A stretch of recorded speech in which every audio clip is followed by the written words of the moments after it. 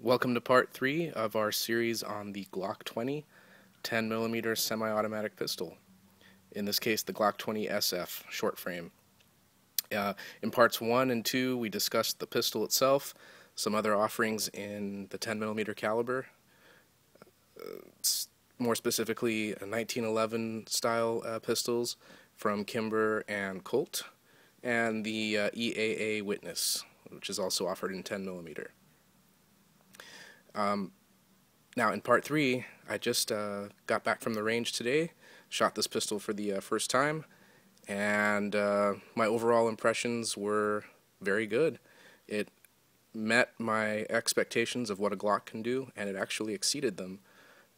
Based on my experience with the other Glocks in my collection in 40 caliber and 9mm, I found this pistol to be a little bit more inherently accurate.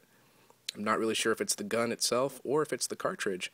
10mm is known to shoot very straight and flat due to its higher velocity, and I think that probably had something to do with it.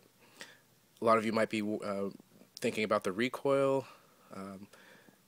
and you might be thinking that the recoil might be excessive. I had no problems with it. I found the recoil to be very manageable, and I could literally shoot this gun all day without a problem. Compared to a 357 Magnum full power load out of a revolver like my Ruger GP100, this was much softer shooting. It's a lot more unpleasant to shoot the 357 than it is the 10mm. And if you get the correct, or I shouldn't say correct, but if you get a high powered 10mm load, that does have more energy than a 357.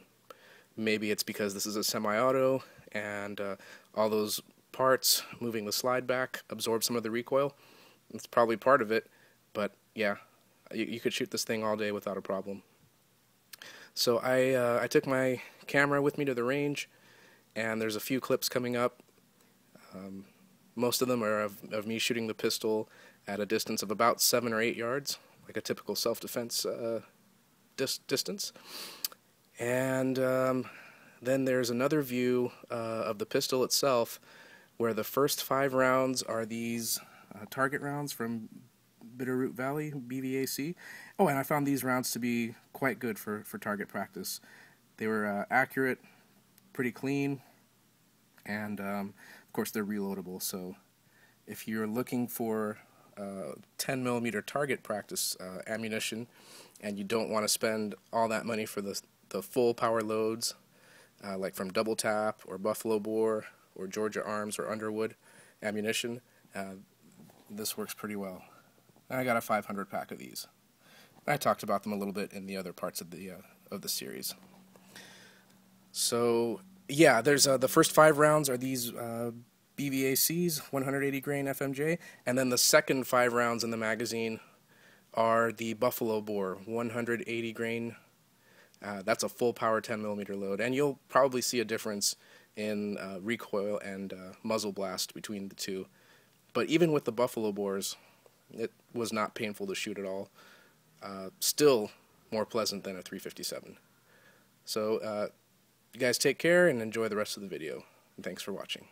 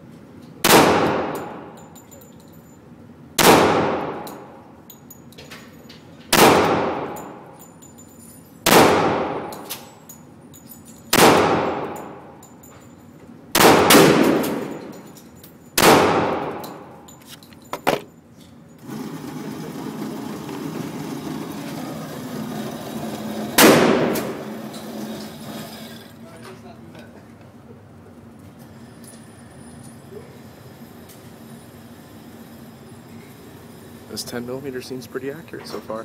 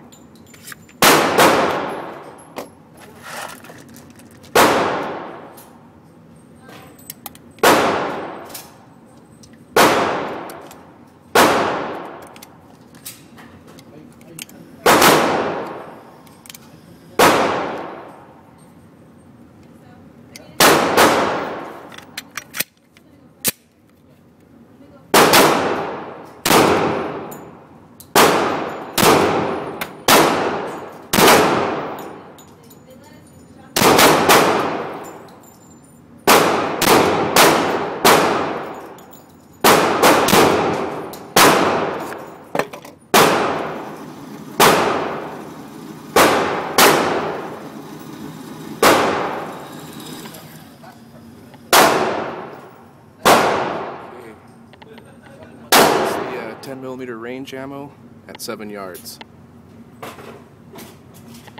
Alright, so far so good.